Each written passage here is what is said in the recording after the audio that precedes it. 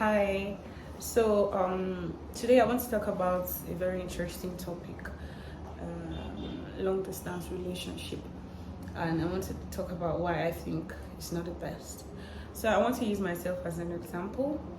I met my husband sometimes 2017, and we got dating early 2018. So we dated for like just a month or two before he traveled out of the country, and within that period when we dated, we didn't really get to see and really get to know each other.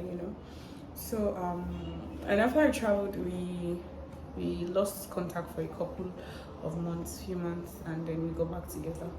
So we dated for a over a year, and then he proposed to me, and I said yes, and we started wedding processes.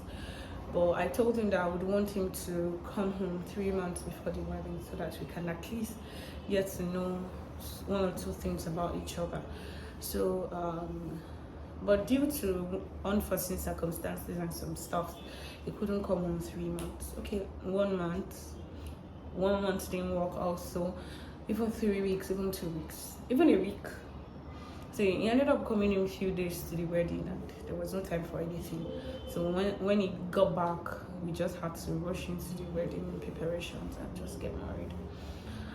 And yeah, reality struck then, and we now tend to see each other in the way that we truly are.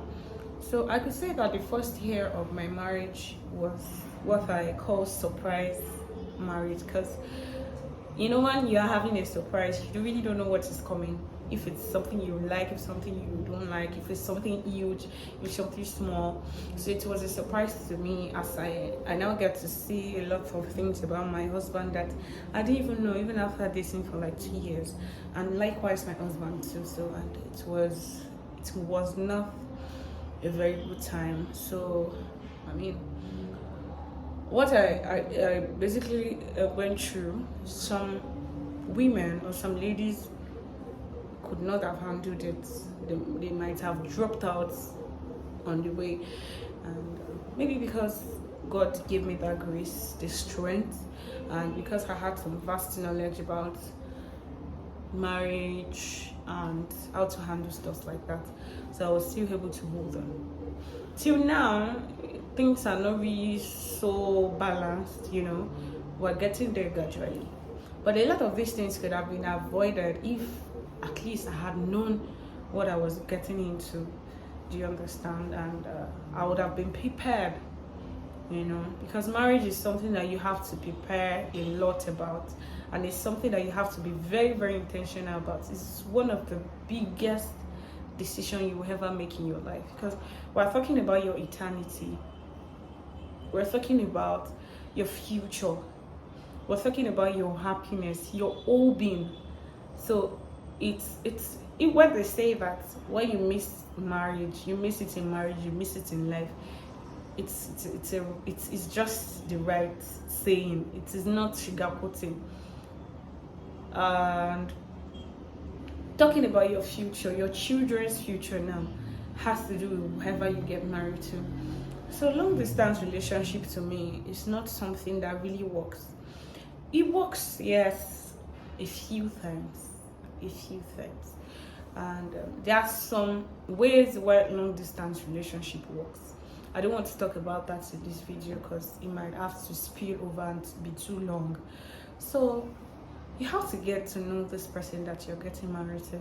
Fine, I know that you really can't tell who a person is. Like, even some people courted for 10 years, and when they got married, they still got to see one or two things that they didn't know. But at least they were prepared. At least you get to know a few things about this person. It's not that everything will just be new to you. I mean, it will choke you, it will overwhelm you. And when we're in this social media kind of life where you have to keep things to yourself, you have to pretend like everything is fine, you have to post pictures, but deep down you know that you're not happy. This life as it is already filled with a lot of unhappy events happening everywhere. Your marriage is supposed to be like a safe harbor. I'm not trying to say that I'm not trying to say that you are not going to have issues in your marriage when you get to know your partner. No, I'm trying to say that you'll be prepared for what you're going into. At least you know already that, okay, is somebody like this. Okay, for example, now you get to know that your husband or your wife gets angry very easily. You'd have prepared yourself on how how you're going to tame that, or how you're supposed to respond, or how you're supposed to handle that. But you don't know anything about it, and it suddenly just flares up, and you see it for the first time when you're just married, especially early stage of marriage, and you're like, oh my god, you know.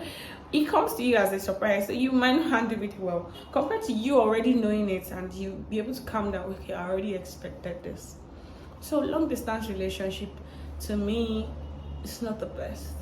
I mean, get to know, just I'm not saying that sorry, you can't date somebody that is far away.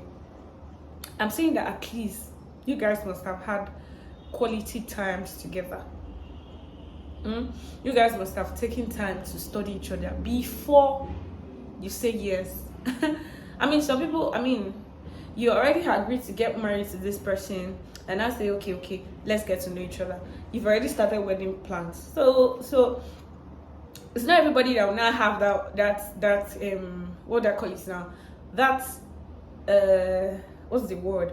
You know, that boldness, yes, to now say that even though it's a week to my wedding, and I've seen one or two things that I know that it's a really big red flag, I can cancel this marriage. It's not everybody that has that boldness.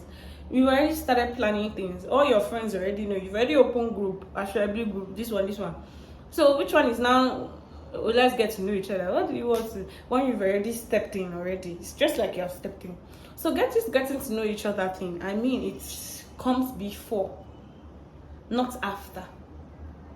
You know, or if you feel that okay, there is no time for after, do you have the boldness to say no, even if it's few days to your marriage, when you get to know some things that you cannot handle?